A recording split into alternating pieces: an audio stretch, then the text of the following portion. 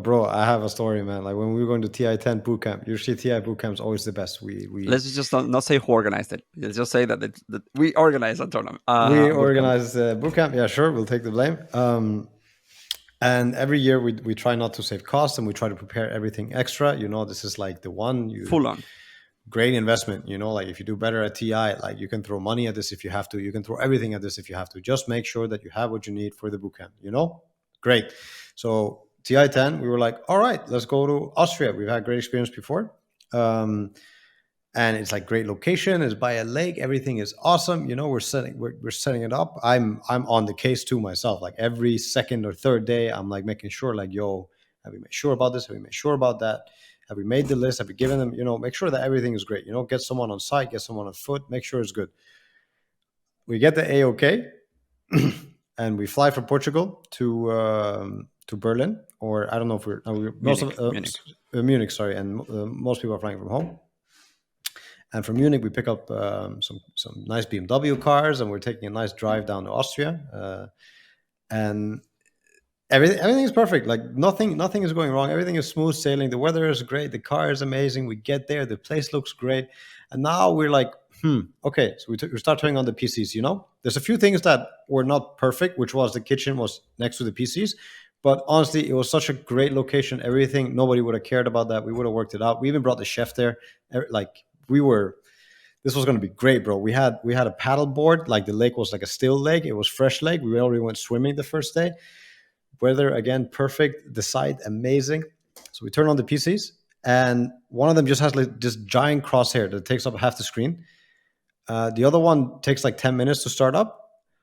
And the other one, I remember, but everything was like wrong, and some of the PCs that we get on, we see that they have everything installed, and they have like 1 gig left on it, like Counter-Strike, fucking League of Legends, Quake 3, Fortnite, all kinds of shit installed on it.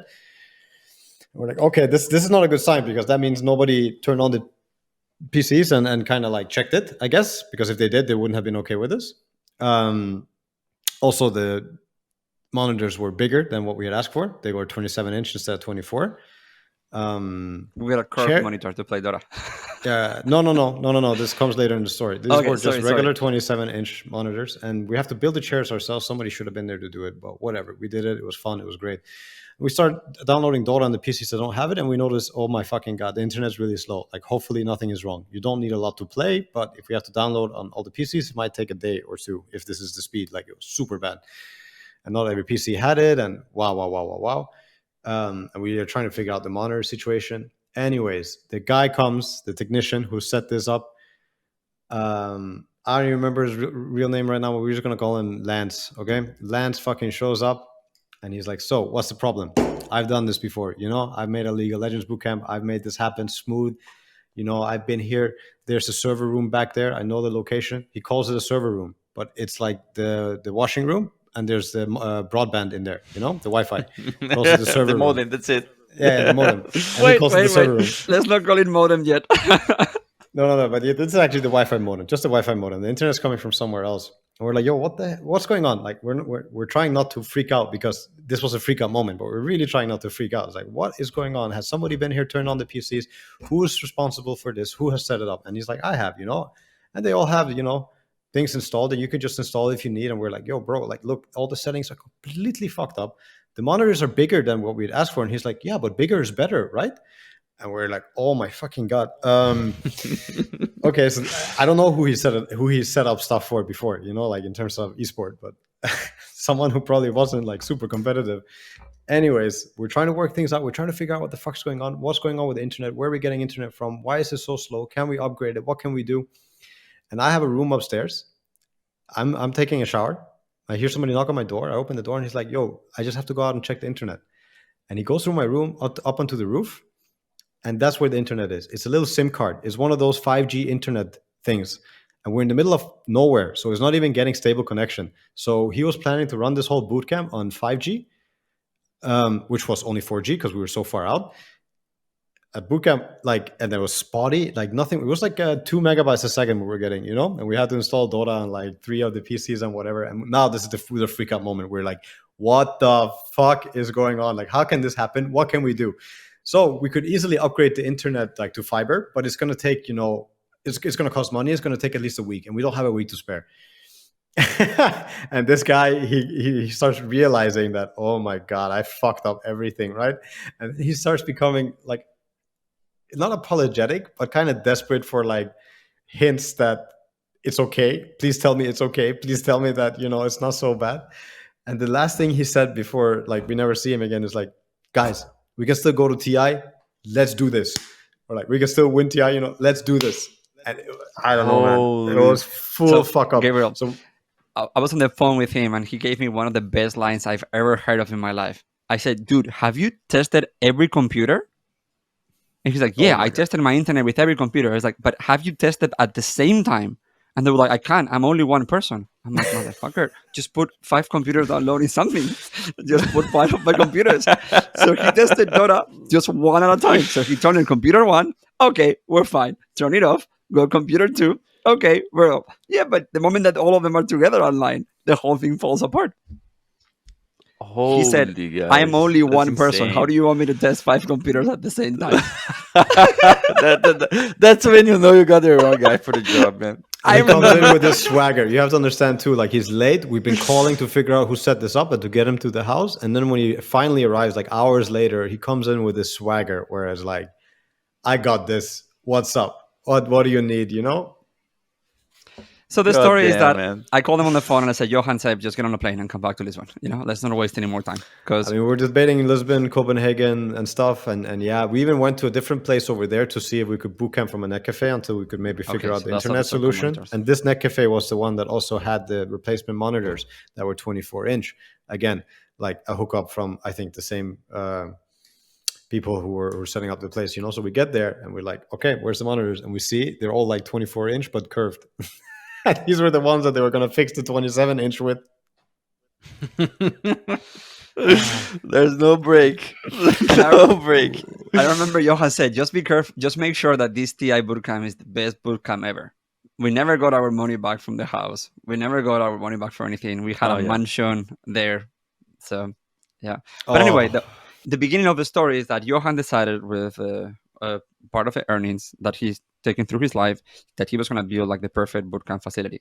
He has a house with 15 bedrooms, 15 bathrooms, 3 gaming rooms, like a pool, ping pong area, and that's where we live. Yeah, that's so where cool. we've been living with the I team. heard about that too. Yeah, it is really awesome. is there some cool videos on the place that we can watch? He has a 'Cause I famous never saw BBC. videos or something. Dude, you should come next time. But yeah, I will show you. I will send you videos after this. Sounds good. I would like to check it out. I'll And send they you my private obviously- gardening videos. I have lots of those. Like my broccoli. We're making broccoli soup today. I made broccoli chips Here today we as well. go. Yeah. It's good stuff. Yeah, That's cool. That's cool. And he has dogs there. Yeah, so but he wanted something very different, instead of like this high-tech metal and glass facility. He's like, the moment that you open the door, you are in the grass and you're outside the whole time and you have the dogs around. Everybody has no shoes. That's so the cool. whole time that you're there. I really like the idea. Yeah, because that really fixes a lot of problems. Probably he doesn't want to travel too much anymore. He's at home. Things are happening around him. He can take a look on what's going on. Be close to help. I also think it's part of like the gaming experience too. If people have extended boot camps like we used to, it felt really bad to be in a hotel or to be in that office environment for 8 hours, 10 hours, 12 hours every day. Where the boot camps for TI, we always had them in a house. Always had them in a house. And that was the best. So Johan, they always Yeah. live in a house as well, right? When you guys were doing your teams, it was house environment. Yeah, so from 2015 to 2018, almost 19, we always had a gaming house. We'd get a good house location, put all the PCs there. Everyone has a room, maybe share, depending on the occasion, but everyone has their own privacy. And then we would be living there whole time. And that's because everyone was from Brazil, and then you have to live in North America. There's no other solution. I think other solution would be get an office, get an individual apartments. That would work too. But we much more preferred to have the gaming house for everyone because we like the atmosphere. And now on this year, I have been traveling to Europe since February. We're in July now. And I have been going from hotel to hotel, from office to office. And thanks God, we have the gaming facility in Poland that helps us a lot. But anyway, it's still tough on the long term, right? Because you are always in the same place, always from hotel to hotel. You know the atmosphere. It kind of burn you out at the end. I felt like my energy was so low compared to February. after 4 or 5 months of that.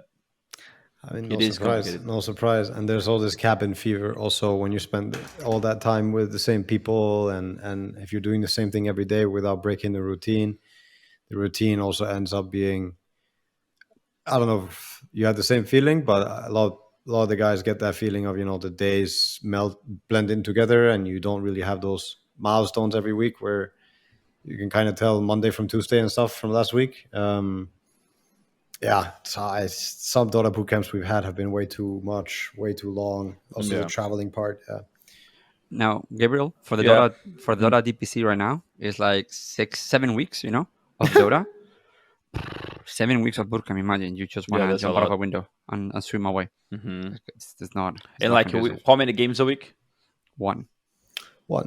And they say that, you have 6 days of chill, but no, you have 6 days of grind for the one. This is how it works. Yeah, Because exactly, if the other team Yeah. grinds, you don't. It's like it's harder, So everybody's Yeah. grinding 8 weeks for jack shit, more or less, other than the TI ticket. Everybody's just grinding for the TI ticket, and it's so much grind with so little direct reward. You're always just teasing for the future.